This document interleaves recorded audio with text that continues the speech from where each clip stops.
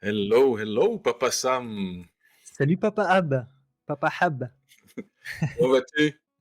ça va très bien et toi? Bah, très bien. Il y a le soleil, il est revenu. Hier, il faisait 9 degrés. Donc, j'ai sorti ma Ah, veste. nous c'est le contraire aujourd'hui, il fait gris. Il fait gris et il fait un peu plus frais. Est-ce que la fifi, elle dort? Ça va? Ouais, elle s'est endormie là, je te dirais 40 minutes avant qu'on se co bah, même pas, 30 minutes avant qu'on se connecte, donc j'ai un peu galéré et puis après la douche rapide, je me suis préparé. J'étais en mode papa ce matin, les cheveux en l'air, la totale, jusqu'à ce que ma femme est arrivée parce que justement, tu sais, je m'en occupe le matin, puis dès qu'elle rentre l'après-midi du travail, ben, du coup, moi, je reprends le travail et puis elle, elle s'en occupe. Bah, tiens, bah, parle-moi un peu de toi. Donc, je sais que tu es papa, de quelques mois déjà? Quelques mois Ouais, seulement, on va dire seulement, je suis un nouveau papa. nouveau papa. Raconte-moi un peu de toi, Papa Sam. Je vais te raconter plusieurs choses. La première chose, c'est que, bah, puisqu'on parle de papa Sam, bah, papa Sam, il est papa depuis 3 mois. C'est, tout récent, là, maintenant. Ma fille est née, ici aux États-Unis il y a 3 mois, avant qu'on déménage. Donc c'était très sportif entre la naissance, le déménagement, et la totale. Papa Sam, c'est quelqu'un qui aime beaucoup les enfants. Alors il adore les enfants depuis très longtemps, mais c'était pas le moment avant. C'est un peu focus sur la carrière, sur plein d'autres choses, sur, la stabilité. Surtout quand on est, émigré, quand on est à l'étranger, c'est pas toujours évident au départ et Papa Sam, il fait du coaching, on a fait déjà un podcast ensemble aussi, sur un autre podcast là, avec Julien. Donc, il Effectivement. crée aussi des podcasts, il fait aussi de l'enseignement. Il enseigne, le coaching justement aux nouveaux coachs, aux personnes qui veulent se former au coaching. Donc voilà, il fait ça avec Julien Giraud. Je parle ça à la troisième personne, j'ai pas l'habitude, hein, mais voilà. Ses Ça oreilles fait un peu cibles. bizarre, un peu à la Alain Delon, tu sais, il. Comment ça se passe pour toi là? Tu es quand même, papa tout jeunot, on va dire. 3 mois, c'est quand même, Ouais, c'est vrai. c'est tout nouveau. Donc, comment ça se passe pour toi? Alors je te dirais que l'arrivée d'un enfant, ça chamboule la vie, en fait. C'est plein de belles choses, mais c'est aussi hyper challengeant. Les premières semaines, bah, il y avait du bonheur, beaucoup de sourires, beaucoup de larmes, des parce qu'on était très émus justement à chaque fois que tu vois ce petit être-là, tu as envie de pleurer, je trouve ça tellement beau en fait. Mais de l'autre côté, c'est aussi très chamboulant parce que, bah, en fait, tu dois te réinventer. Tu dois prendre tout ce qui fonctionne, mais tu dois aussi te réinventer pour intégrer en fait ce nouvel enfant. Et cette réinvention, elle se fait, bah, aussi bien personnellement en tant que papa, maman, parent en fait et ça se fait aussi au niveau du couple parce que, bah, en fait, on a un enfant avec quelqu'un, donc c'est un couple bien sûr. C'est le fruit d'un couple, l'enfant et en fait, bah, il y a la réinvention personnelle, mais il y a la réinvention aussi de la deuxième personne qui est le couple. Le couple, c'est une personne à part entière aussi et il y a aussi cette réinvention-là donc c'est hyper challengeant, c'est beau au quotidien. On oublie les peines, on oublie les difficultés, les, le peu de sommeil qu'on peut avoir quand on voit cet être sourire et tu sais, te regarder avec des yeux, pleins d'amour. Mais en même temps, bah, quand, bébé dort, il y a aussi plein de questionnements qui arrivent dans ces moments-là.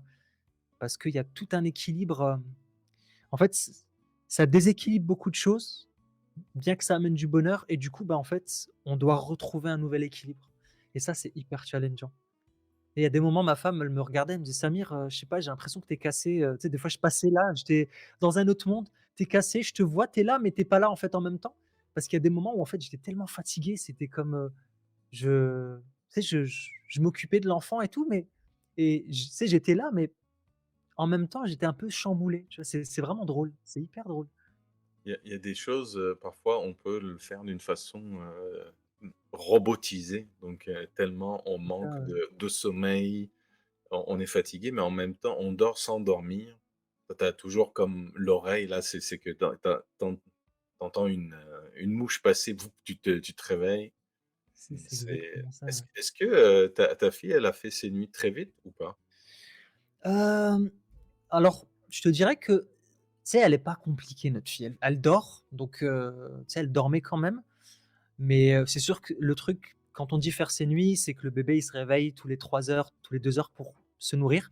Donc je te dirais qu'elle faisait ses nuits, mais c'est sûr que c'est quand même chamboulant au début et surtout que moi, je suis quelqu'un qui dort peu le soir. Je suis quelqu'un qui est très créatif, durant la nuit, heu et toutes mes idées me viennent pendant la nuit et tu sais, si je me cadre pas, je peux passer, jusqu'à 2 heures, 3 heures du matin à réfléchir, à tu sais, à refaire le monde et donc déjà ça à la base, c'est un problème chez moi. Je suis une chouette, un hibou, on dirait un hibou et donc j'ai cumulé des heures de sommeil, en moins au départ. Donc quand elle est arrivée, bah, j'ai dû dealer aussi avec cette banque de sommeil en moins et forcément ça impacte aussi, même si elle fait ses nuits, bah, le fait d'être entrecoupé la nuit, c'est quand même challengeant. Donc tous les nouveaux papas là, attention à votre, manque de sommeil avant, avant d'avoir un bébé. Il y a quelqu'un qui m'avait posé une question même aujourd'hui, en me disant: «Est-ce que ça t'arrive de ne pas, on va dire, d'avoir des nuits courtes?» Je lui dis: «En fait, c'est ma c'est ma vie, en Ah ouais, réalité». Je lui dis: «Déjà, si tu es entrepreneur, bah, tu as plus de nuit et en c'est réalité, vrai, tu c'est es en vrai. train de penser à plein de choses». En plus, là, quand tu as des enfants adolescents ou adultes, puis qui prend la voiture maintenant qu'il a le permis, puis il sort le soir, bah, ta tête, elle tourne en disant: «Mais s'il arrive quelque chose à mes enfants, qu'est-ce que je fais? Je dois être prêt, je dois être ceci, cela». Donc déjà, sans ça, tu es en mode, comme alerte continue. C'est vrai que c'est beaucoup de questions parce que, ben, en fait, les premiers mois, je te dirais même la première année, voire plus, peut-être la première année, bah, en fait, ton objectif, c'est de maintenir le bébé en vie, en fait et c'est hyper, c'est une grosse responsabilité, c'est hyper challengeant, mais ça reste que du bonheur et on en apprend beaucoup sur nous-mêmes. Je Ça, c'est un truc que j'ai remarqué, c'est quand ton bébé enfin, tu sais, quand ton enfant te regarde là, des fois, il y a l'impression que j'ai l'impression qu'il y a une communication qui se fait sans mots et tu as l'impression que le bébé, il te renvoie ton miroir. C'est hyper, c'est ouais, je saurais même pas l'expliquer, c'est Perturbant. fort. Ouais, c'est perturbant, ouais. Quand tu te regardes au travers des yeux du bébé là, c'est hyper fort. Comment s'appelle ta fille? Dalia, alors, elle s'appelle Dalia Nour, donc mais son premier prénom, c'est Dalia. Et est-ce qu'il y a une histoire derrière le choix de son prénom? Ah oui, alors en fait, on savait comment on allait l'appeler, depuis le début du tu sais, depuis que je suis avec ma femme, en fait. Parce que, ben, ma femme adore les fleurs. Mmh. Moi, j'aimais bien les plantes aussi. Tu sais, je suis, j et puis je lui offrais beaucoup de f enfin voilà, je suis comme ça et en fait, l'une des fleurs qu'elle préférait, c'était Dahlia. Donc en fait, dès le début, on a su qu'on allait l'appeler Dahlia, maintenant ça fait 7 ans. Ça fait 7 ans qu'on est mariés, mais tu sais, on se connaît quand même depuis un peu plus longtemps et on le sait depuis plus de 7 ans. Ouais, Ouais. pour le prénom. Ouais, pour le prénom. Alors pour Dahlia, hein, pour le côté Ouais, Dahlia. ouais, Après le côté Nour, on l'a plus rajouté après de se dire: «Est-ce qu'il y a tu sais, est-ce qu'il y a un deuxième prénom qui va s'accorder avec le premier et cetera?» Et aussi pour qu'elle oublie pas un peu ses origines, parce que c'est vrai que Dahlia, c'est un peu plus tu sais, c'est multiculturel, ça a pas ouais. forcément de connotation et on voulait quand même qu'elle garde comme cette empreinte de sa culture, le Nour qui veut dire lumineux, donc en fait la dahlia lumineuse et du coup, voilà, on a voulu, rajouter ce deuxième prénom-là. Moi, c'est ça que je trouve intéressant dans le choix des prénoms parfois, parce qu'il y a des histoires, qui peuvent avoir beaucoup de sens. Je me rappelle celle, on dirait celle qui concerne mon fils Siméon. On était en voyage de noces en Grèce avec Charlotte, puis on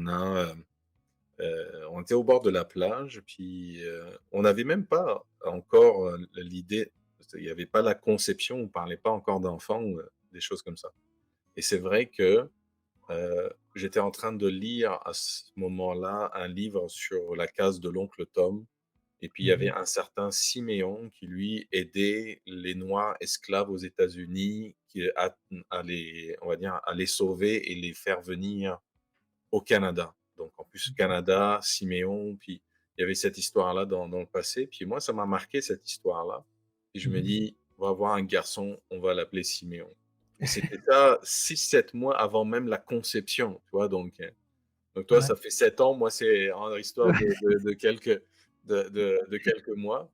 Mais c'est assez C'est ça. marrant parce qu'on a eu notre garçon, puis on l'a appelé Siméon et aujourd'hui on vit au Canada. Donc je me dis: «Mince, C'est drôle, c'est ouais. ça au bord de la plage en train de dire le Siméon au Canada». peut-être là, je vais créer un autre Siméon que lui va avoir son histoire pour aider Ah, d'autres gens. qui On verra sait? bien, on verra bien. Je Ouais. trouve qu'aujourd'hui, connaître ces histoires-là, bah, reflète un peu, comme nos personnalités, nos comportements. Tu vois des liens par rapport, à tes racines, tes origines ou ce qui te touche en fait, à toi. Mmh. Ce qui Mmh. m'emmène à une question. Dis-moi tout. Comment étais-tu enfant? Comment j'étais enfant? Alors enfant, déjà, je suis né en Algérie, parce que mes parents étaient en Algérie à ce moment-là. Ma mère elle est née en Algérie, elle a grandi en Algérie et j'étais un enfant plutôt sage, plutôt calme. Hem, je pense, tu sais, mon thème, en tout cas, bah, comme tu le sais, j'accompagne beaucoup les personnes hypersensibles parce que je suis moi-même hypersensible. En tout cas, j'ai de l'hypersensibilité. J'étais quelqu'un de très sensible aussi, très porté sur les autres, je pense, de souvenirs, mais un enfant très, très calme et qui cherchait toujours à faire plaisir aux autres, à prendre soin des autres et le truc, c'est juste que c'est bien et c'est pas bien en même temps. Donc ça dépend encore une fois, il faut un juste milieu et effectivement, en grandissant, ça a donné des bonnes choses et des mauvaises choses. Est-ce que tu retrouves, là, c'est peut-être un peu tôt comme, comme question, mais est-ce que tu trouves dans ta Fifi des mimiques que toi tu faisais quand tu étais petit, en Ah tant que bébé? ça par contre, j'ai pas trop de souvenirs. J'ai mis à part les quelques photos, tu sais, que j'ai ou alors peut-être des comportements, mais peut-être à un âge un peu plus avancé. Là, je saurais pas du tout, est-ce qu'elle fait la même chose que moi? Elle suce son pouce, comme son papa. Moi, j'ai sucé mon pouce assez tard, c'est sûr. Je crois que j'ai sucé mon pouce Tu sens encore jusqu'à ton l'âge pouce? de non, non, non, non, non. Bon d'accord, je dois tout vous avouer, je suce encore mon pouce. Non, j'ai sucé mon pouce jusqu'à l'âge peut-être de 8 ans, donc je l'ai sucé quand même assez tard. Ah oui, c'est je pense ma sœur, c'était pareil, là. Ma sœur, il fallait se battre parfois, maman mettre du piment, mettre des trucs, mais même ma fille, je pense ma fille, elle est restée quelques années aussi avec ça. Mmh. C'est, Simeon était plus, la tétine, mais pourquoi je te pose la question? Parce que j'ai eu un flash un peu comme ça sur, le fait que je me suis amusé moi, quand Simeon est né, à un moment donné, il y avait des photos de moi petit, puis, on je mélangeais les photos de Simeon avec moi, donc et je présentais les photos à tout le monde, personne ne faisait la différence. Ah ouais? Il passait à Oui. travers ça, donc par contre, c'était ma chambre quand j'étais au Liban. Bah, personne n'avait remarqué ça parce que tout le monde était focus sur le bébé ou tu vois, il y a même quelques mois ou 1 an ou 2, mais ça m'a marqué qu'ils arrivaient pas à faire la différence de nous 2. Peut-être il faudra que tu essayes ça un peu, Ouais, pour comparer quelques regarde. photos avec elle. Faudrait que je compare effectivement, ouais. Là, elle a peut-être le seul truc, je dirais, elle a peut-être mon nez, effectivement, elle a le même nez que moi quand j'étais gamin, mais c'est le seul truc là, pour les mimiques. Mais ouais, tu me fais penser, là, c'est drôle quand tu parles du piment là pour arrêter de sucer son pouce, le feu-le-feu. On Ouais. mettait, Tu c'est passé un peu par là, radical, tes mais c'est parents comme ça. tremper le pouce dans Un peu radical, mais en même temps, bon, c'est comme ça. tu es nouveau papa, il y a quelques mois, et je me demande si tu avais quelque chose que tu aurais aimé savoir avant de devenir papa? Beaucoup de choses, je pense. Beaucoup de choses. Beaucoup! Ah oui, bah, parce qu'en fait, on réapprend beaucoup de choses, en fait. Enfin, tu sais, il y a la théorie et il y a la pratique. C'est ça qui est drôle, c'est qu'avant d'être papa ou maman ou parent, tu as plein de théories. Tu sais qu'au début, ben, ça dort pas beaucoup parce que ça a besoin ça a besoin de manger, mais en fait, quand tu es dans le truc là, c'est totalement différent. Tu te rends compte qu'entre la théorie et la pratique, il y a un monde et donc ouais, c'est tout un apprentissage, donc je dirais tout en fait. Je dirais vraiment tout. Même si tu as la théorie, bah, il manque toujours cette pratique-là en fait et il faut que tu apprennes à communiquer avec le bébé, le comprendre, hem, parce qu'il communique différemment. Au travers de ses pleurs, bah, il faut que tu saches que le bébé veut manger, il est peut-être fatigué, qu'il y a peut-être quelque chose qui lui fait mal. Donc il y a beaucoup de choses comme ça et peut-être, il y a un truc qui m'a marqué à un moment, c'est qu'un bébé tu sais, encore une fois avec l'hypersensibilité, Ben, tu sais, quand le bébé se met à pleurer, parfois ça nous atteint très enfin, moi, ça m'atteint très fort et du coup, j'essaie de rassurer le bébé et cetera. Alors que, ben, là, ce qu'il a besoin, c'est que tu le nettoies ou ce qu'il a besoin, c'est de manger ou ce qu'il a besoin, c'est de dormir et en fait, le temps que tu passes comme ça à essayer de le rassurer, bah, c'est du temps où, bah, il va encore plus s'énerver, en fait, parce que tu réponds pas à ses besoins et heu et en fait, je sais pas si ça répond à ta question, mais je pars dans ce sens-là. Bah, en fait, elle m'a appris récemment, même si je le savais déjà et je le faisais dans une certaine mesure, mais elle m'a appris à le faire un peu plus. Ben, à certains moments, bah, il y a une mission à faire, tu la fais jusqu'au bout. Tes émotions, c'est pas ce qui compte. C'est lui qui c'est le bébé qui compte et j'ai appris justement un peu plus à faire cette espèce de séparation, tu vois? Entre, bah, le bébé est en train de pleurer parce qu'il a besoin de quelque chose, il a besoin de communiquer. Moi, ce que je ressens là, dans le moment présent, c'est pas ce qui est important. C'est d'abord ce que le bébé ressent. Donc c'est important parce que sinon tu réponds pas à ses besoins et tu es pas capable de l'écouter et tu vois, pourtant, en tant que coach, je sais que les émotions sont importantes dans la prise de décision et cetera. Mais tu sais, quand tu as ce petit être au début, c'est difficile de te c'est difficile de faire cette espèce de séparation. En tout cas, pour moi, ça a été difficile au début et c'est ma femme qui m'a fait à un moment, tu sais, elle me disait: «Samir, tu passes ton temps depuis tout à l'heure à la rassurer, mais en fait, c'est pas ce qu'elle demande. Elle demande autre chose». Puis je fais: «Ah ouais, OK, c'est vrai» et ça s'applique aussi dans d'autres choses, ça, des fois, tu sais? Donc c'est assez drôle. Moi, j'ai eu l'infirmière qui est rentrée dans la chambre, qui t'explique comment changer une couche, comment faire ceci, cela. Puis toi, tu prends là, et là, tu essayes, si tu le tournes à la vitesse 0,001 pour s'assurer que tout va bien, puis elle arrive, flouf, flaf, flif, flaf, et moi, je dis: «Aïe, aïe, aïe», elle est partie. Oh, c'est une poupée, même la poupée, elle est pas aussi souple qu'un enfant ou qu'un bébé. Donc là, C'est drôle. c'était, dire: «OK, là, tu vas t'entraîner sur le premier, sur le deuxième qui arrive, tu as déjà de l'expérience». Donc Ouais. puis le reste, tu es déjà rodé. Donc on verra avec les petits enfants comment ça va être. Donc si on va être, aussi souple qu'on était avec nos enfants. Est-ce que tu as une, valeur, on va dire fondamentale qui t'anime, toi, en tant que personne et que tu la vois aussi en tant que papa? La bienveillance, le fait de donner de l'amour aux autres, hem et tu sais, le fait de prendre soin des autres. Bah, tu vois, on en revient au même. Tu sais, c'est une valeur qui est très importante chez moi depuis que je suis gamin, de prendre soin des autres, et ça revient beaucoup, en fait, avec mon enfant, en fait. Tu sais, cette valeur de bienveillance, d'altruisme, en fait, elle revient beaucoup et tu sais, c'est drôle, mais je vais repartir un peu parce que moi, si tu m'arrêtes pas, par contre, arrête-moi, d'accord?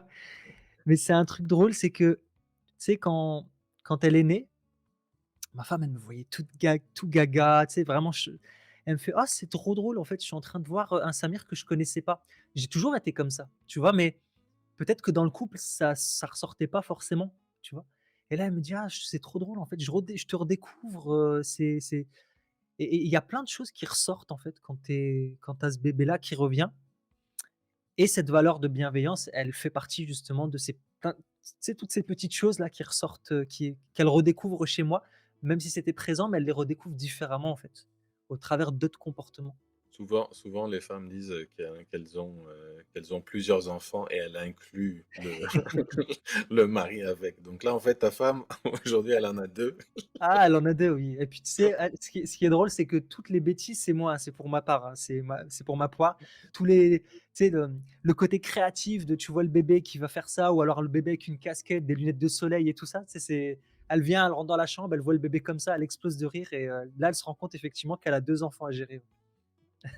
Toi, les enfants nous copient après. Non, non, moi, mes enfants font ça avec le chat, tu vois? Ils prennent le chat, puis ils mettent des lunettes au chat. C'est vrai? Ça Ah, c'est leur bébé sur lequel ils testent les choses que nous, on a testées sur eux, tu vois? ah! Ça va être drôle quand elle va parce que là, en ce moment, le chat et bébé, c'est pas trop ça. Bébé vi enfin le chat vient et puis elle sent un petit peu Dahlia et tu sais, une fois qu'elle l'a senti, elle s'en va quoi, elle prend un peu de distance. Mais j'ai hâte de voir le moment où ils vont commencer à nouer des liens, des vrais liens. En parlant de chat, moi je suis, on va dire, impressionné un peu du nôtre. Ça m'a surpris parce que Mmh. personnellement, j'ai vécu une expérience aussi au Liban où les animaux ne sont pas traités de la même façon.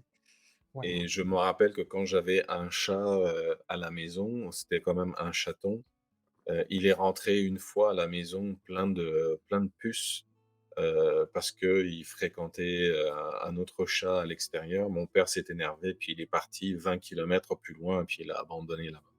Donc moi, ouais. c'est ça mon souvenir de chat, en fait, que j'ai. Puis là, on a pris un chat aussi à la maison, avec les enfants, puis Lune est très proche, elle s'appelle Lune, elle est très proche des enfants. Elle attend Simeon quand il arrive, puis elle miaule quand il est devant la porte. Donc, elle a ses chouchous, elle aussi, puis elle est sur le lit de Maya quand elle travaille, elle est dans sa chambre. Mais tu Mmh. vois, quand Maya n'est pas bien ou quand on n'est pas bien ou quand elle sent comme une tension et le ton monte, c'est le chat qui vient, qui miaule, qui tourne autour de toi, qui se frotte à toi, miaule encore, comme si j'étais là, je dis: «Mais» il nous calme en disant: «Oh, c'est pas grave les gars, calmez-vous, on peut discuter» et le Mmh. nombre de fois que grâce au chat, la tension a baissé dans la maison. Ouais, Et je me c'est dis: bon. «Mince, j'ai jamais en fait, remarqué ça», mais j'ai l'impression que dès qu'elle sent quelque chose, Maya qui n'est pas bien après à l'école ou je sais pas quoi, elle la voit qu'elle est pas bien, elle pleure, c'est le chat qui va en premier pour la consoler, tu vois? Ouais, Donc ouais. et là je me suis dit, il y a toutes ces expressions de non verbales, d'émotions, de communication qu'on a.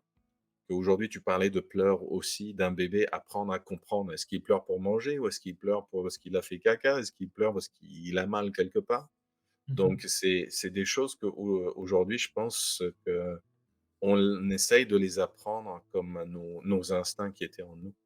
C'est vrai et ce que tu dis, c'est vrai, par rapport au chat, parce que Foll, fait la même chose. Foll, F-A-L-L, hein, pas Foll, zinzin. Parce qu'on l'a eu le premier jour du printemps, de l'automne, pardon et en fait, c'est vrai que oui, dès qu'il y a quelque chose, il y a des tensions, tu sens que le chat commence bah, moi, elle miaule beaucoup. Elle miaule, genre, mais tu sais, on dirait qu'elle miaule assez fort, genre: «Calme, c'est bon, un peu de calme», en fait, tu vois? Et elle vient se frotter et tout ça, mais c'est la même chose pour le bébé. Tu vois, récemment, j'ai eu une petite altercation, alors tu sais, c'est des trucs entre frères et sœurs, tu vois?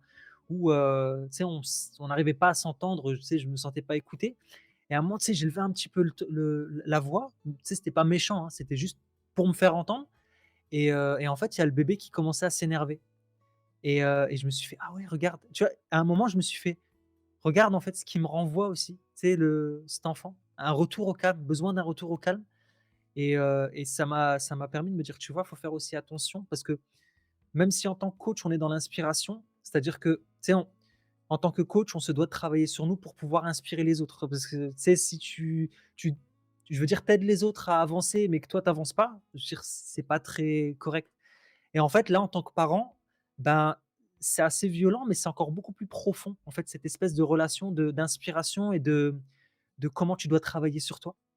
Tu dois vraiment incarner ce que tu veux enseigner à ton enfant. Et ce moment-là, ouais, a été assez fort. Tu sais, dès qu'elle a commencé un peu à s'énerver, là, j'ai fait: «Ah ouais, tu vois, regarde, là, je commence un petit peu à m'agacer». Elle le ressent, elle s'agace également. Donc peut-être qu'il faudrait que je mette fin à la discussion plutôt que d'aller plus loin, tu vois? Et c'est ce que j'avais fait. Est-ce que tu trouves ton rôle de papa, stressant? C'est une très bonne question que tu poses là. Il y a un truc que je me disais beaucoup au début, je me posais beaucoup cette question au départ et parfois je le disais à ma femme aussi. Je disais: «Je me demande si je suis un bon papa». Je me posais beaucoup cette question-là. Il y a une pression quand même. Il y a une pression de: «Est-ce que je fais bien? Est-ce que je fais mal?» heu, tu sais, «Est-ce que je passe à côté de quelque chose?» Quand ça commence surtout et que tu as tout à apprendre, bah, on apprend encore, hein, mais tu sais, vraiment, il y a cet apprentissage constant et à chaque fois que tu passes sur une nouvelle phase, parce que le bébé change, donc tu as encore des choses à apprendre, bah, il y a toujours cette espèce de pression effectivement qui arrive. Je sais pas si je peux appeler ça du stress, mais j'appellerais ça quand même que c'est une pression parce que tu as peur de mal faire, en fait. Tu as peur de passer à côté de quelque chose. Enfin, en tout cas, moi, j'ai peur de passer à côté de quelque chose et ça m'est souvent arrivé de me poser cette question de: «Est-ce que je suis un bon papa, en fait? Est-ce que je réponds vraiment à ses besoins? Est-ce que je suis suffisamment doux? Je suis suffisamment aimant?» Même si je lui dis, hein, mais tu sais, quand quand tu es pas au top de ta forme, en tout cas pour moi, encore une fois, quand je suis pas au top de ma forme parce que je suis fatigué, parce que je suis peut-être un peu irritable, parce que j'ai pas une bonne nuit de sommeil, parce que j'ai d'autres choses à gérer à côté et tout ce cumul-là fait que je vais être un petit peu irritable, ben, c'est dans ces moments-là où tu sais, je me dis: est-ce que je suis un bon papa, en fait?» 20 ans plus tard, je me pose parfois aussi cette question-là. Je me demande si c'est peut-être parce qu'on tient à cœur notre rôle et on veut bien faire.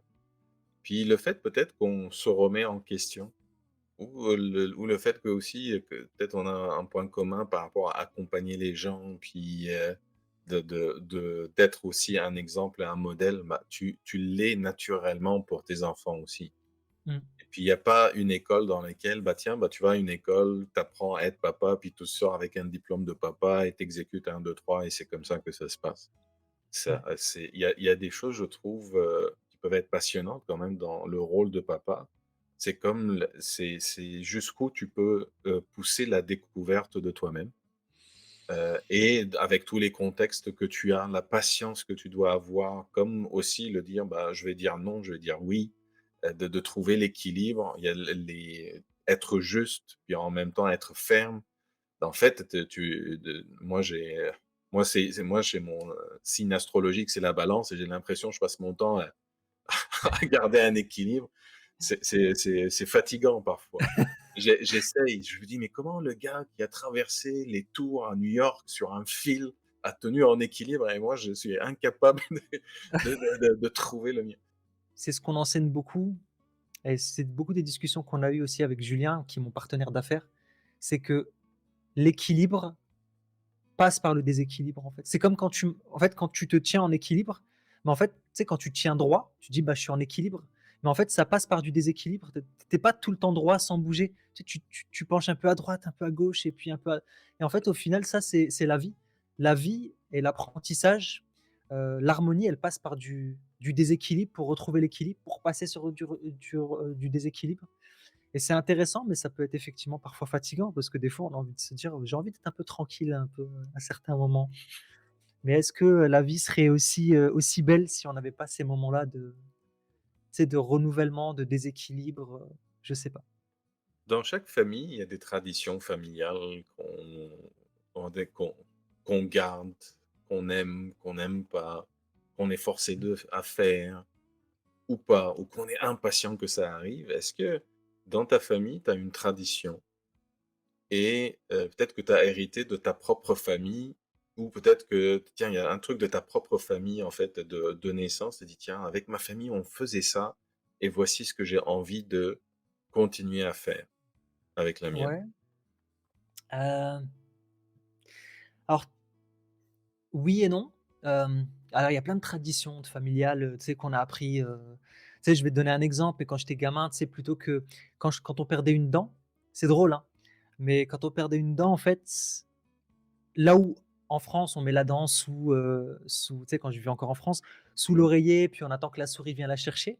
Bah, en fait, dans ma famille, c'était, tu prends la dent, tu la jettes, tu sais, par-dessus parce que je suis d'Algérie, je l'avais dit, ouais. Donc en fait, tu jettes la dent, par-dessus la fenêtre sur le toit, par exemple et en fait, on répétait une phrase qui est drôle, hein, mais c'était, un peu comme si tu demandais à Dieu: «Oh mon Dieu, je te donne, une dent de d'âne et en fait, j'aimerais que tu me donnes une dent de gazelle à la place», tu vois? Oh, Je sais pas si vraiment les dents de gazelle sont plus beaux que les dents d'âne, j'en sais rien, mais tu vois? Ça a pas trop marché pour moi, mais tu vois, ça, c'est j'étais des en vacances traditions. ce jour-là.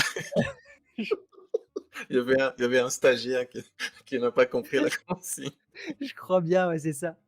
Donc il y a plein de traditions comme ça qui sont assez drôles, mais il y a des traditions effectivement que je veux perpétrer qui sont plus du lien de tu sais, qui sont pas plus de parce qu'il y a les traditions qui viennent de ta culture, de ton pays, et puis il y a d'autres traditions. Bah, tu sais, je suis aussi musulman, et il y a certaines traditions que j'aimerais perpétrer, comme, je sais pas si tu connais, mais tu sais, souvent pour l'anniversaire le Mouloud, on appelle ça le Mouloud el-Nabawi. Oui, Heu, c'est une fête chez nous et en fait, là, on sert un plat, tu sais, il y a un espèce de gâteau qu'on fait, la tammina, tu sais, avec de la semoule et cetera. oui. Il y a ces petites choses-là que j'aimerais bien effectivement tu sais, perpétuer, et d'autres traditions que j'aimerais améliorer comme la fête de l'Aïd où avant c'était, ben, tu sais, pour les enfants, on leur achète un cadeau, ça presque comme Noël. On leur achète un petit des nouveaux vêtements, ils sont tout contents et puis c'est ce que mes parents faisaient en tout cas avec moi. Bah, il y a de là, c'est des fêtes que j'aimerais même mettre plus en valeur, tu vois? Comme, décorer la maison, avec l'enfant, tu sais, le faire participer, comme découper des choses et tout ça. Donc c'est des fêtes qui sont, tu sais, que ma famille a perpétuées, mais que j'aimerais bien me réapproprier et tu sais, rajouter encore plus de festivités derrière, en fait. Tu sais, il y avait dans les traditions, c'est le moment qu'on passe en famille. Tu vois, le Mmh. fait d'être en famille, de préparer aussi à manger, c'est pas juste on prépare à manger, on mange, puis après chacun devant, pas devant la télé ou son téléphone. C'est pour moi, enfant, c'est ça en fait que je voyais. Puis, ce que j'ai fait comme, une mini tradition, on a fait ça quelques années, mais c'était le fait que le jour de Noël, on s'écrivait une lettre à nous-mêmes pour Ah, l'année j'aime beaucoup. d'après. Et Mmh. puis l'année d'après, on lisait ce qu'on avait écrit à nous-mêmes, tu vois? Donc, Mmh. on mettait ça dans une boîte. C'est comme la petite boîte temporelle pour ça. Mmh. Mais, je trouve il y a ceux qu'on a comme héritage et ceux qu'on crée par nous-mêmes par rapport, aussi ce qu'on a envie de garder, ce qu'on a envie de continuer, perpétuer. Les choses qui ont du D'accord. sens aussi pour nous, parce qu'il y a des choses qu'on fait de tradition, tu dis: «Mais là, ça a aucun sens en fait, de faire ce qu'on est en train de faire». Donc, Exact. Mais ça, ouais, ouais. je suis d'accord avec toi, effectivement. Je trouve que c'est sympa de créer des traditions aussi. Comme tu dis, à ceux qu'on hérite. Après, ça peut venir, tu sais, quelqu'un qui est religieux, forcément, il a peut-être envie justement de donner cette valeur à ces traditions religieuses. Moi, je sais que quand j'étais petit, mon père est né en Algérie, mais il a grandi en France et la alors la maman de la femme qu'il a éduquée était française. Donc en fait, il a aussi hérité d'une partie des traditions françaises comme, bah, Noël, quand j'étais gamin, on avait aussi un sapin à la maison, on avait les cadeaux, la lettre au Père Noël et tout ça. C'est des choses qu'on avait, mais tu sais, j'en garde de bons souvenirs. Mais par exemple, là où, l'Aïd, par exemple, avec mon papa, bah, c'était juste, tu sais, le matin, on allait à la mosquée et puis il y avait les nouveaux vêtements. Mais en fait, par exemple, c'est une fête que j'aimerais bien, m'inspirer un peu de ce qui a été fait d'un côté, tu sais, pour donner encore plus de beauté là-dedans, tu vois? Parce que c'est vrai que c'est une fête que j'adore et j'aimerais bien que, bah, ma fille, elle puisse, tu sais, peut-être en garder des souvenirs positifs, tu sais, même si, tu sais, hem, même si elle aime pas, mais je sais pas, de lui donner quand même un côté positif, qu'elle garde une empreinte.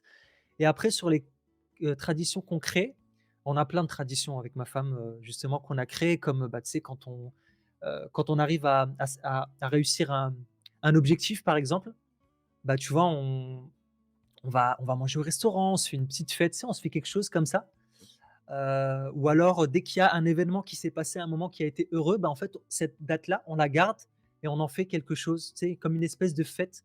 Donc au final, dans l'année, il y a plein de dates festives comme ça qu'on tu sais, qu'on célèbre et c'est vrai que ça, c'est des trucs intéressants que je pense qu'il y a des traditions que j'ai avec ma femme qui vont peut-être, tu sais, qu'on va peut-être redonner à notre fille, dans le futur. Tu as parlé de ton papa, est-ce que tu as un conseil que tu as reçu de ton papa qui t'a marqué? Mmh, alors, un conseil de mon papa. Là comme ça, je sais pas, ça me vient pas à l'esprit. Hem, alors je le raconte rapidement, hein, mais je pense que tu le sais déjà. Mais en fait, le truc, c'est qu'il y a eu une rupture avec mon papa pendant un certain temps de mon existence. Ce qui a fait qu'en fait, je pense que ça influence un petit peu justement, c'est le fait que j'arrive pas à avoir accès à un conseil. J'aurais dit que mon père, j'aurais aimé justement qu'il soit plus présent pour moi, surtout après mes 20 ans.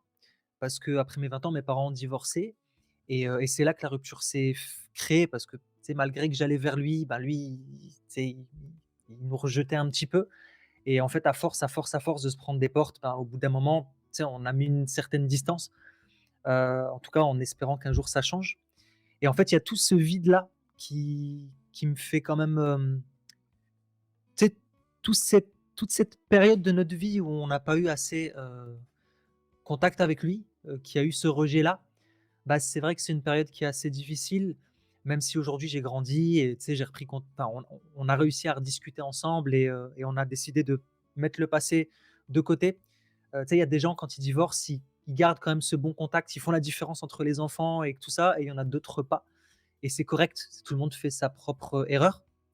Et en fait, c'est vrai que, bah, justement, après mes 20 ans, j'aurais bien aimé avoir mon père, à mes côtés. J'aurais bien aimé qu'il m'apprenne certaines choses. C'était un mécanicien, tu vois? Quand j'avais des problèmes de voiture, j'aurais aimé, moi, savoir mettre, par exemple, la main dans le véhicule, tu vois? Détecter les pannes et tout ça. Il y a plein de choses que j'aurais aimé effectivement apprendre de lui, même si d'un point de vue valeur et réflexion, on n'a jamais été pareil. Tu sais, on était souvent, quand on était petit, on était comme des quand j'étais petit, on était comme chien et chat. Tu sais, il y a plein de choses où mon père, je le remettais en question, surtout que des fois, il venait avec des visions assez traditionnelles, mais pas les côtés positifs de la tradition, tu vois? Les côtés négatifs de la tradition, et moi, je le remettais constamment en question parce que je rejetais toute cette partie-là, et donc on a toujours été comme ça un petit peu, mais on s'est toujours aimés. Et c'est vrai qu'après ces 20 ans-là, j'aurais aimé qu'il soit là, j'aurais aimé peut-être lui poser des questions, et il a pas, bah, malheureusement, en fait, les circonstances ont fait qu'il a pas été là, et si je l'aurais appelé, je sais qu'il m'aurait pas donné ses conseils. Mais par contre, j'ai eu des conseils d'une autre personne, parce qu'après mes 20 ans, il y a celui qui a éduqué mon père. Alors, mon père a grandi il a eu ses premières années en Algérie, mais son père l'a envoyé en France chez son frère. Donc en fait, cette personne-là, moi je l'appelle grand-père, parce que quand je suis arrivé en France, bah, c'est le frère de mon grand-père, mais moi je l'appelle grand-père parce que, bah, en France, c'était lui qui était là, c'était la personne la plus âgée, c'était, le frère de mon grand-père, donc ça a toujours été mon grand-père, et c'est avec lui que mon père a grandi, tu sais, il l'aidait dans son commerce et tout ça, et après le divorce de mes parents, bah, lui, il a toujours été là pour nous. Il était là quand on avait besoin de lui, et cetera, et c'est l'une des figures paternelles que j'avais. Je dirais que j'ai eu 2 grandes figures paternelles, mon grand-père maternel et lui, en fait, que j'appelle grand-père, parce que c'est vraiment comme mon grand-père, et lui, il m'a donné beaucoup, beaucoup de conseils. Je peux en donner 2 si tu veux. Go. L'un des conseils qui m'a beaucoup marqué, c'est quelque chose de très symbolique parce que c'était la veille de sa mort. En fait, la veille de sa mort, on a été le voir à l'hôpital avec, ma femme. Donc c'était juste avant qu'on se marie, hein, mais, tu sais, on avait déjà fait, tout le truc, tu sais, j'ai demandé sa main et tout ça, et en fait, on a été le voir parce qu'il était malade, mais bon, il avait quand même une maladie assez sérieuse, et on a été le voir avec ma femme, on discutait avec lui, et il nous a donné un conseil, tu sais, qui, je pense, a sauvé mon couple. Il a sauvé mon couple et il m'a permis aussi de vraiment de construire cette relation de couple que j'ai aujourd'hui avec ma femme. C'était Il nous a dit: «Je vais vous dire juste une chose». J'aurais vraiment aimé qu'il soit là à mon mariage, malheureusement, il n'a pas pu. Vraiment, j'aurais aimé, et il me dit: «Je vais juste vous dire une chose, vous êtes un jeune couple, vous êtes sur vous allez vous marier. Je vais vous dire une chose, un couple, c'est 2 personnes. C'est pas 3, c'est pas 4, c'est pas 5 personnes. C'est juste 2 personnes. Les parents, ils ont leur place et vous, vous avez votre place en tant que couple. Les amis, pareil. Toutes les personnes qui sont extérieures à votre couple, attention, parce que même s'ils ont des bonnes intentions, ils vous connaissent pas en tant que couple. Ils savent pas tout ce qui est bon pour vous, en fait. Parce que le couple, c'est quelque chose que tu construis avec ta femme ou ton mari, ou peu importe. Et en fait, ça, ce conseil qu'il nous a donné, parce qu'il nous a donné aussi un peu de son existence. Regarde, j'ai des amis, et cetera, et ben, en fait, c'est eux parfois qui ont été à l'origine de la séparation d'autres personnes. Parfois les parents, ils veulent du bien pour leurs enfants, mais quand ils s'immiscent un peu trop, ben, en fait, ben, eux, ils ont leur vision de: «Moi, je veux du bien pour mes enfants», mais ils savent pas réellement ce qui est bon pour vous et ce que vous aimez réellement, surtout en tant que nouveau couple. Et en fait, ça a été très fort parce que, bah, ça m'a permis de définir aussi des barrières dans ma vie, et bah, quand j'ai des problèmes avec ma femme, je les ai toujours réglés avec elle et j'ai jamais raconté ça à qui que ce soit, et elle, c'est pareil, et c'est ce qui nous a permis toujours d'être à l'écoute de l'autre et de pouvoir régler nos problèmes sans que ça puisse s'envenimer parce qu'en fait, on est que 2. On gère ça à 2. Donc ça, c'est l'un des grands, conseils qu'il m'a donné, qui a été vraiment important et qui m'a permis aujourd'hui, ben, on a 7 ans de mariage, et bah, quelque part, tu sais, là où parfois tu peux être influençable, le mariage, c'est pas je veux dire, c'est C'est quelque chose que tu construis à 2, c'est une recherche de nouvel équilibre, c'est apprendre à se remettre en question, ne plus être apprendre à ne pas être têtu parfois. Tu lâches tes certitudes pour apprendre aussi et en fait, tout ça, bah, ça m'a permis justement de construire une relation, forte et je pense, bah, qui c'est une relation qui a pu donner naissance à ce beau joyau qu'on a aujourd'hui, qui est Dahlia. Le deuxième conseil, c'est plus des conseils qui viennent d'histoires personnelles de mon grand-père. Une histoire qui a été forte, c'est mon grand-père, c'était un commerçant et un jour, donc donc il a fait plein de choses. Il avait une alimentation générale, il avait un camion pour vendre du pain aussi. Tu sais, en plus de l'alimentation générale, il passait dans les rues, tu sais, pour vendre du pain et tout ça dans le nord de la France et en fait, à une période de sa vie, il avait, dans son camion, il vendait des glaces aussi et en fait, hem, à Roubaix, tu sais, où on vivait, il y avait parfois dans l'année, des camps de gens du voyage, des gens du voyage qui venaient et il m'a expliqué que personne n'allait à la rencontre de ces gens du voyage. Personne. Tu sais, ceux qui avaient ceux qui vendaient du pain, ceux qui vendaient des glaces, personne n'allait chez eux parce qu'ils avaient peur d'eux et ils se disaient en fait, «Si on va là-bas, ils vont nous voler» et en fait, lui, il a vu qu'il y avait des enfants et il aime bien les enfants, il adore les enfants et il adore être en contact des autres et il s'est dit: «Mais il y a pas de raison que je vende des glaces à tout le monde et pas aux gens du voyage. Pourquoi est-ce qu'eux, ils devraient être privés des glaces?» Donc en fait, il en a parlé, les gens ont dit: «Non mais t'es fou, faut pas aller là-bas, tu vas te faire dépouiller, tu vas ressortir sans ton camion et tout ça» et lui, en fait, il est quand même parti et quand il est parti, il racontait cette histoire de: «En fait, je suis arrivé, tout le monde me regardait de travers parce qu'ils ont pas l'habitude qu'il y a des étrangers qui rentrent, dans le camp, en fait» et il me dit: «Je voyais qu'il y avait des gens qui venaient, tu sais, qui commençaient à me démonter des petits trucs, tu sais, sur le camion et tout». Vraiment, tu sais, il commençait à s'en prendre un petit peu, tu vois, comme ça au camion et en fait, il restait et il partait, il revenait et à chaque fois, c'était la même chose et au bout d'un moment, en fait, il y a le chef du camp qui est arrivé, en fait et qui lui a dit: «Mais tu as pas peur de nous? Qu'est-ce que tu fais là, en fait? Tu as pas peur que, tu sais, qu'on te fasse du mal ou autre chose?» et en fait, il lui a répondu: «Bah, écoute, pourquoi je devrais avoir peur de toi? Tu es un être humain, je suis un être humain, on est pareil. Tu pleures, je pleure. Tu ris, je ris. Tu vas aux toilettes, je vais aux toilettes. Pourquoi est-ce que je devrais pas être là?» et il dit: «Mais pourquoi en fait tu es là?» Il dit: «Bah, parce qu'en fait, je vends des glaces à tous les enfants. Tous les enfants sont contents quand j'arrive, mais par contre vos enfants, il y a personne qui vient et moi, en fait, bah, j'ai envie que tous les enfants puissent bénéficier des glaces» et en fait, il s'est fait ami avec eux et puis, bah, en fait, c'était le seul qui pouvait rentrer dans le camp et en fait, c'était une grande leçon aussi parce que ça répond aussi à mes valeurs de tu sais, même quand tu as des gros a priori sur les autres, même si je le fais naturellement, mais parfois on peut avoir de gros a priori. En fait, toujours aller vers l'autre. Peu importe ce que tu as, même si tu as des désaccords avec l'autre, c'est toujours important d'aller apprendre de l'autre, en fait et ça, c'était une grosse leçon et c'est quelque chose que je trouve très fort.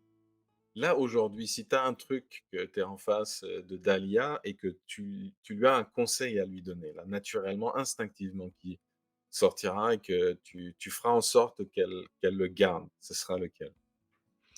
Je lui dirais que là, comme ça, spontanément, je lui dirais déjà d'être elle-même, tu vois? De rester authentique. C'est quelque chose d'hyper important. Même si ça plaît pas autour, même s'il y a des gens qui la jugent ou qui la critiquent. En fait, parce que en fait, les gens qui critiquent l'authenticité, c'est des personnes qui ont peur d'être authentiques. En fait, on leur envoie juste cette image de ce ils ont peur d'être eux-mêmes. Donc quand ils sont face à quelqu'un d'authentique, forcément, bah, ça leur renvoie cette espèce de gêne, en fait, d'être eux-mêmes. Cette peur-là. Donc je lui dirais: «Sois authentique» et si je devais donner un deuxième conseil, c'est: «Fais le bien et la vie te le rendra». Parce que je trouve que c'est aussi important d'être, tu sais, de prendre soin des autres aussi. Parce que sans prendre soin des autres, on ne peut pas apporter une pierre à l'édifice de l'humanité. Je lui demanderais je lui parlerais ouais, c'est ça, d'altruisme, en fait. Je trouve que c'est important. Tu diras à Dahlia de m'appeler dans 10 ans au cas où elle veut savoir vraiment si tu as changé de conseil ou pas. «Ton père, il y a 10 ans, m'a dit ça». Ah, on pourrait faire ça, c'est un conseil de papa quand ils grandissent et puis tu dis: «Ah alors papa, il a dit ça, est-ce que c'est vrai?» «Ah bah non, il est pas du tout comme ça papa maintenant», Là, tu peux j'ai eu un papa une fois, il m'a dit: «Mais moi, je sais pas quoi dire à ma fille. Puis je lui ai raconté mon projet de conseil de papa. Il m'a dit: «Tu sais quoi?» Je lui ai dit: «Si elle me demande un conseil», je dis: «Va voir les conseils, va voir le site conseil de papa. Il y en a plein là-bas. Va voir les conseils de papa Ab». Donc quel conseil tu donnerais à un nouveau papa comme toi Ah, ou à un papa à devenir? Parce que là, c'est encore chaud pour toi, c'est encore tout neuf et tout. je lui dirais l'authenticité. Pareil, tu sais, c'est un point qui est important, je pense, chez moi, l'authenticité. Mais sois authentique, te pose pas trop de questions et vas-y, en fait. Vas-y, fonce. En fait. Fonce et tu sais, tu vas apprendre au fur et à mesure du temps, tu vas grandir avec l'enfant. On s'en rend pas suffisamment compte, mais je l'ai dit tout à l'heure, en fait, un enfant, quand tu regardes son visage, qui te regarde là, c'est un miroir, en fait. Ça te renvoie un tu sais, je me questionne tellement sur plein de choses, même sur des habitudes personnelles qui sont pas forcément positifs et que j'essaye de me débarrasser, tu vois? Quand je regarde, en fait, mon Dahlia dans les yeux et parfois je me dis: «Mais en fait, tu sais, si je devais me regarder au travers de ses yeux», alors, tu sais, un papa, c'est un super héros, je pense pour un enfant, mais et tu sais, elle me verrait comme ça. Mais si elle était au courant, par exemple, de mes parts d'ombre, comment elle me verrait? Est-ce qu'elle me verrait toujours pareil? Et en fait, j'apprends que bah, cet amour inconditionnel, bah, c'est peut-être l'amour inconditionnel qu'on se donne pas nous-mêmes. Parce que peut-être que cette part d'ombre, pour s'en aller, elle a besoin que tu l'acceptes aussi. Donc tu elle a beso on a besoin de s'accepter soi-même et de l'autre côté aussi, bah, ça permet de se challenger, d'aller beaucoup plus loin. Mais là, je m'écarte un peu, donc je me recadre. Le conseil, je reviens. Authenticité, spontanéité et avance, fonce. Fonce et tu vas apprendre. Te pose pas trop de questions. On se pose beaucoup de questions, mais vas-y en fait et tu vas voir que c'est une aventure qui est extraordinaire et tu vas apprendre tous les jours et tu vas être comblé tous les jours, malgré les difficultés. Parce que j'entends beaucoup de gens aujourd'hui, tu sais, qui disent: «Non, je veux pas avoir d'enfant», par exemple, parce que je veux pas, tu sais, le monde est compliqué, il y a beaucoup de conflits, et en fait, tu sais pas à côté de quoi tu passes. Tu verras en fait. C'est tu vas trouver les solutions le moment venu, en fait. J'ai un truc drôle, mais récemment, je regardais une série et je trouvais ça un peu assez drôle. Bah, c'était, How I Met Your Mother, donc Comment j'ai rencontré ta maman. Je trouvais ça drôle, en fait, c'est un papa qui raconte à ses enfants, tu vois, comment j'ai rencontré votre maman, dans le passé et à un moment, en fait, Ted dit à un de ses amis, tu sais, il se pose une question de: «Ouais, mais dans le futur, quand je serai marié, qui prend l'appartement?» ou, tu sais: «Qui va récupérer l'appartement?» et en fait, Ted dit à son ami: «Ah, mais ça, c'est une question pour pour le pour le Ted du futur», tu vois? Donc, j'inviterais en tout cas, toi en tant que papa, si tu as pas encore d'enfant, si tu te poses trop de questions, pose-toi la même dis-toi la même chose en fait. Dis-toi c'est une question pour le tu sais, pour le papa du futur, c'est lui qui trouvera lui il a déjà la réponse. Ça permet vraiment de lâcher prise, de dire: «Bah, en fait, je sais que la réponse elle va arriver, mais, je sais pas comment elle va arriver, je sais pas quand elle va arriver, mais elle va arriver et le moi du futur, il va gérer quoi qu'il arrive». En t'écoutant tout à l'heure, un peu le côté sombre des choses où, ça fait comme une histoire aussi d'équilibre, heu, te connaissant aussi que tu aimes la technologie, puis du coup, je suis curieux de savoir comment tu vois le lien entre la technologie et les enfants aujourd'hui? Et toi, en tant que papa, est-ce que c'est quelque chose que tu vois, ouvrir les vannes à ta fille autour de la technologie? Alors ça, c'est une bonne question que tu amènes là. Alors je pense je sais pas si je te l'ai raconté. Mais, une des choses qui a fait que je manquais de sommeil aussi avant, c'est que pour marquer le coup, c'est quand ma fille est née, j'ai toujours rêvé, ça fait plusieurs années que je voulais faire une formation pour, les parents, de comment faire enfin, comment protéger vos enfants, en fait, des dangers sur internet, principalement la pornographie. Ça fait des années que je veux faire ça, ça fait des parce que tu sais, j'ai lu beaucoup de choses sur ça, je suis très, au courant, en fait, des dangers justement de cette chose-là et aujourd'hui avec la technologie, ben, en fait, on de plus en plus de parents vont donner une tablette ou un téléphone à leur enfant, déjà tout petit pour les occuper. Parfois, il y a des restrictions, on va les mettre sur YouTube Kids, mais on ne se rend pas compte que sur YouTube Kids, il y a du contenu très explicite aussi, parce qu'il y a un manque de modération. Ils essayent de faire au mieux, mais il y a des gens qui passent, au travers du système et ça fait des années que je veux le faire, mais je procrastine et là, en fait, quand tu sais, à 1 mois, en fait, de l'arrivée du bébé, alors que j'avais déjà la formation en tête, j'avais déjà tout le plan, hein, mais je ne l'ai jamais fait. J'ai dit: «Bah, ce serait peut-être temps que je le fasse, que je marque le coup, en fait et que je propose cette formation». Et j'ai parlé beaucoup de technologie justement dans cette formation-là, ben, du rapport entre les enfants, la technologie, mais aussi nous-mêmes, parce que les enfants vont apprendre de nous. Donc si on est constamment sur le téléphone, qu'on passe trop de temps sur les réseaux sociaux devant eux quand ils ont besoin d'attention, tu sais, on est sur le téléphone alors qu'eux, ils ont besoin de notre attention, ben, on leur apprend des mauvaises habitudes. On leur apprend aussi potentiellement à devenir dépendants de ces technologies-là. Donc en fait, ça me pousse moi en tant que papa, déjà là maintenant, de faire attention à mes habitudes de consommation, en tout cas de mon smartphone et cetera. C'est quand je suis avec le bébé, des fois je suis tenté de prendre le téléphone pour répondre, pour regarder des choses et j'essaye de faire en sorte que de mettre le téléphone de côté à ce moment-là et de me concentrer pleinement sur elle. C'est même si elle est juste en train de gazouiller, tu sais, elle part partout là, mais juste c'est toi qui es plus important. Parce que, bah, sinon on renvoie en fait, cette image à l'enfant qu'il est pas plus important que le smartphone qu'on a entre les mains ou que la télévision qu'on est en train de regarder. Donc ça, c'est le premier point dont j'ai pris conscience et le deuxième, est-ce que j'ouvre les vannes ou pas? Bah, en fait, c'est au travers aussi de ce que j'ai enseigné dans cette formation-là et cetera. Bah, j'ai pris conscience aussi de beaucoup de choses que même si je le savais, hein, mais beaucoup plus profondément, qu'un enfant jusqu'à l'âge de 7, 8 ans, je sais que c'est challengeant et je sais que je vais être challengé moi-même et peut-être que moi-même je vais être tenté à certains moments de donner un téléphone ou une tablette à mon enfant. Parce que je sais que des fois on peut se sentir dépassé, des fois on n'a plus d'énergie, on a juste envie d'être tranquille et on peut se dire: «Bah tiens», comme un parent m'avait dit avant: «La tablette, c'est un mauvais, il m'avait dit quoi? La tablette, c'est un mauvais parent, mais c'est une très bonne nounou. Ou alors la tablette, c'est mauvais pour les enfants, mais c'est une très bonne nounou. En fait, ça permet à certains parents de se gagner un peu, tu sais, de d'avoir leur bulle leur espace, en fait, quand ils leur donnent. Mais le problème, c'est que derrière, en fait, ils se rendent pas compte de tout le mal que ça cause au développement des enfants et à un moment ou l'autre, je sais que c'est challengeant, je sais que c'est pas facile, je sais que je vais être moi-même challengé, mais c'est un choix aussi à faire et on va devoir être fort. Et jusqu'à l'âge de 7 ans, techniquement, un enfant, il doit pas avoir d'écran dans les mains parce que ça perturbe leur développement. Parce qu'en plus de ça, si on n'est pas présent à côté d'eux, bah, en fait, ils peuvent tomber sur des choses qui peuvent être dommageables. La pornographie, ça crée des traumas. On s'en rend pas compte, hein, mais l'âge de première exposition à la pornographie, par exemple, maintenant, elle est en dessous de 11 ans et il y a de plus en plus de gamins qui, ont eu, un 1 accès à 8 ans, 7 ans parce qu'ils savaient pas, ils sont juste partis sur internet et ça crée des traumatismes et ça les impacte profondément durant leur vie, en fait. Donc, est-ce que je vais ouvrir les vannes? Je pense que je vais essayer, en tout cas, je vais faire au mieux d'être un parent qui va accompagner mon enfant à l'utilisation des technologies. Les premières années, elle développe sa créativité, tu sais, il y a plein de choses, elle va jouer comme on a joué quand on était gamin, on était capable de s'imaginer un scénario avec une petite pierre dans la main, tu vois?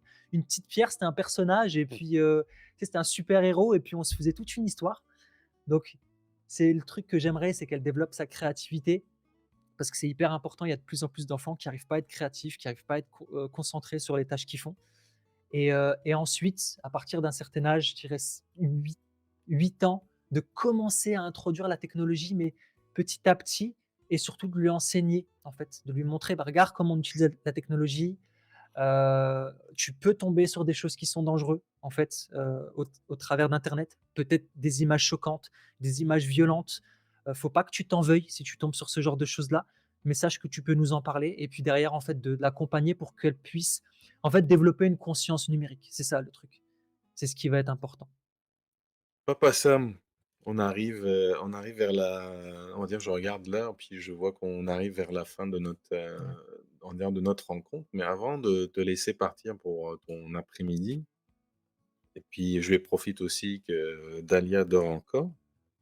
ouais. Hem, est-ce que tu as eu l'occasion d'aller voir les conseils, de Papa Ab en ligne et est-ce que tu as trouvé, on va dire un conseil qui t'a marqué ou qui t'inspire? Ouais. Alors il y a 3 conseils. Je ne sais pas Oh! s'il faut en donner un en particulier ou moi j'en ai pris 3 des Super. conseils. Il y a beaucoup de conseils qui m'inspirent, en tout cas sur le site de Papa Ab. vraiment, et j'invite toutes les personnes qui vont écouter ce podcast à aller sur le site de justement des conseils de papa et de et potentiellement, tu sais, une fois par jour, une fois, tu sais, à la manière où on va raconter une histoire à un enfant chaque nuit avant que l'enfant va se coucher, bah, peut-être de lui partager un conseil et une morale derrière ce conseil-là, de développer sur ce conseil-là pour amener l'enfant justement à se développer, à réfléchir, à se faire aussi sa propre idée sur ces choses-là. Donc vraiment, je vous invite, mais il y a 3 conseils principalement que j'ai retenus, même s'il y en a beaucoup qui m'inspirent, et je pense que ça vient aussi, bah, c'est peut-être aussi en lien avec les valeurs que j'ai, valeurs de bienveillance, valeurs de progression et le fait de vouloir inspirer aux autres. Je considère que une image vaut mieux que 1000 mots. Donc j'essaye d'incarner ce que je veux enseigner aux autres. J'essaye de le faire au maximum, on n'est pas parfait, mais je m'efforce chaque jour en tout cas de le faire. Donc premier conseil, c'est commence par évoluer toi-même, ton entourage apprendra de toi, et ça rejoint ce que j'ai dit. C'est ce qui a fait que j'ai quitté les États-Unis aussi, par exemple, c'est que j'ai considéré à un moment ou l'autre qu'il fallait briser peut-être la bulle dans laquelle j'étais à ce moment-là, sortir de ma zone de confort pour inspirer mes sœurs, pour inspirer ma mère aussi à évoluer, à grandir, à sortir du passé, de tout ce qui a pu se passer, des difficultés qu'on a pu vivre. Donc je me suis dit: «Arrête de parler, fais quelque chose, fais de ta vie une histoire inspirante», et du coup, bah, en fait, j'essaye d'évoluer pour que les autres apprennent de moi. Le deuxième, ce serait: un arbre ne pousse pas en un jour. Il y a une raison pour ça, trouve-la. Ça vient peut-être rejoindre aussi un peu mon côté un peu, Julien le dit souvent, je parle souvent de Julien parce que c'est lui qui nous a fait rencontrer, mais il me dit souvent: «Samir, tu as un doctorat en recadrage». Alors le recadrage, c'est une capacité justement à voir les bons côtés des choses difficiles qu'on vit dans la vie, et c'est vrai que derrière toute chose difficile, je sais qu'il y a quelque chose de positif. Mais je la connais pas tout de suite, mais je sais qu'à un moment ou l'autre, je peux la recycler et je peux en faire quelque chose de beau. Il suffit que j'apprenne de cette chose difficile, et en fait, bah, je trouve que c'est un peu ce qu'amène ce conseil. Un arbre ne pousse pas en un jour, donc déjà accepter de lâcher prise, accepter que c'est le toi du futur qui aura peut-être la réponse, et il y a une raison derrière tout, mais juste il faut la trouver, et pour la trouver, ça peut prendre du temps. Et le dernier, c'est: tu perds jamais, tu es toujours gagnant. Garde cet état d'esprit, peu importe tes expériences, parce que ça me rappelle, la parole de Mandela, et c'est aussi quelque chose de central dans ma vie, et c'est un conseil que j'enseignerai beaucoup à ma fille, de lui apprendre l'art de l'échec. Que l'échec, c'est juste un apprentissage, que c'est OK si tu te plantes, que, tu sais, il y a aucun problème à ça, et surtout en tant qu'entrepreneur, c'est très important. Si tu as pas ce mindset-là, tu peux pas être un entrepreneur. Donc vraiment, c'est les 3 conseils qui ont qui sont venus tu sais, m'inspirer, qui sont ressortis en tout cas, qui ont pris une, je trouve plus mes mots, je suis très connecté à mes émotions, mais voilà, qui ont fait la T'ont différence. touché, qui t'ont parlé le plus. C'est Puis ça. ça me touche aussi de comment tu les as partagés et puis, je me rends compte que de plus en plus avec ces conseils-là, puis j'ai fait aussi un jeu de cartes parce que j'en ai fait 101 conseils. Les 101 conseils ne sont pas tous sur le site. J'en ai mis une trentaine, mais avec les 101 conseils, je me suis dit: «Je vais faire comme un jeu ou même 52 conseils que tu peux tirer un conseil par semaine Mmh, et tu essayes de trouver ton histoire qui est derrière». C'est exactement ce que tu viens de faire. mmh, Dans le sens où ça m'a parlé, voici ce que ça m'a inspiré, voici comment je le vois. Parce que quand tu lis l'histoire que moi j'ai associée, il y a des points qui sont communs à ce que tu as dit et il y a des mais les histoires sont différentes. Les histoires sont différentes parce qu'à ce moment-là, c'est ça qui m'a inspiré. Puis le fait de comment tu les as présentées, je me dis, «Ah, c'est encore plus enrichissant». C'est encore plus enrichissant parce que avec peut-être un conseil qui peut passer pour tous, bah, on l'a marqué pour nos enfants, on l'a marqué avec notre histoire à nous.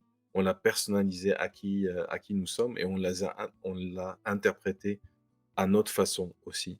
Et c'est ça parfois qui peut causer des problèmes de communication entre cultures ou entre couples ou d'autres, parce que tu peux utiliser les mêmes mots, mais pour toi, la définition est différente. Puis, c'est ça. même si tu vois la définition dans le Larousse, elle te correspond même pas par rapport à comment toi, tu le fais. Donc il y a la définition, un peu comme la théorie et la pratique, la définition de la chose et puis il y a la pratique des choses, donc qui peut être complètement différente. Donc bah, je te remercie pour ce partage-là, Je t'en prie. ça me touche vraiment. Je me dis: «Ah tiens, je sens les ça c'est l'effet que je recherche derrière conseil de papa». C'est excellent pour Mmh. ça. Bah, c'est beau parce que moi j'ai vu ce projet aussi évoluer parce que quand on avait fait un podcast ensemble à l'époque, tu parlais déjà des conseils de papa et tu avais commencé à l'introduire le sujet de: «J'ai fait des conseils pour mes enfants» et tout et en fait de voir aujourd'hui que le projet prend une, tu sais, prend une nouvelle direction, que je trouve ça trop beau en fait et je trouve que c'est hyper important parce que c'est comme je te disais, moi à un moment je sais que ça en tant que seul garçon chez moi et tu sais, mon histoire aussi qui a été pas forcément facile, familiale. Il y a certains moments où j'étais triste de pas avoir de figure paternelle, même si mon père était enfin, je veux dire, mais c'était pas ma on était différents sur beaucoup de choses et puis après il y a eu cette rupture et il y a des moments où j'avais besoin de ça et en fait, les conseils de papa, je pense vraiment que c'est quelque chose qui permet déjà, au papa de pouvoir, même aux mamans, hein, d'accord? Mais de pouvoir avoir des petites choses sur lesquelles on peut se baser pour créer cette discussion, pour développer l'enfant et en même temps, en fait, ça permet, je perds mes mots, et en même temps, en fait, ça permet justement à l'enfant d'avoir cette, bah, cette figure-là, ces espèces de conseils, qui permettent d'aller vers un meilleur développement, une réflexion, heu et un meilleur soi, en fait. Donc je trouve ça hyper important. Je voulais te remercier pour, ce moment, Je t'en prie. papa Sam. Ça fait un plaisir d'échanger avec toi, Merci à d'apprendre toi à aussi. te découvrir aussi, comme papa. J'espère que ça va se passer très bien pour toi, mais tu es pas tout seul aussi. Il y a plusieurs papas autour de toi sur qui tu peux compter. Il y a les conseils, mais il y a aussi les moments où j'ai juste envie de vider mon sac, donc mais en tout cas, sache que tu peux prendre ton téléphone et m'appeler aussi, puis, Mmh. ça me ferait plaisir de papoter avec toi aussi autour des sujets de papa. Avec grand plaisir. Je j'ad tu sais, encore une fois, je remercie beaucoup Julien, de nous avoir permis de nous rencontrer. Parce que je sais que toi, tu es un ami de longue date et il m'a toujours dit, «Il y a Habib, tu vas voir Habib, tu vas l'adorer, tu vas l'adorer» et puis en fait, je sais pas ce qui s'est passé. Au premier regard, il y a eu cette espèce de il y a eu quelque chose que je peux pas expliquer, mais j'ai aimé Habib tout de suite. J'ai dit: «Ah, je sais pas, je l'aime, je sais pas l'expliquer, mais j'aime cette personne» et je me suis reconnu dans beaucoup de choses en fait que tu dégageais et encore aujourd'hui, ma femme elle me disait: «Bah tiens, c'est avec qui déjà ton entretien?» Je dis: «Avec Habib». Elle me dit: «Ah et tout, mais vous allez faire quoi?» Je dis: «Bah, conseil de papa». C'était drôle, On va créer des jalouses après, je dis les papas entre eux, comme c'est ça ça. on va faire notre cercle à nous, les mamans te mais d'ailleurs pour ça, puis je vais te laisser après, c'est que il y aura des moments de rencontre aussi Mmh, avec des mamans qui elles aussi était enfant d'un papa et suit des conseils qu'elle a reçus de son papa. Donc, ouais. tu si dans 20 ans, on fait un podcast avec Dalia, on dit: «OK, qu'est-ce qu'il t'a dit ton papa et qu'est-ce que tu as appliqué dans la vie?» Ça peut être pas mal, ça peut être génial. «Allez Donc ma fille, tu peux lui dire ce que tu penses».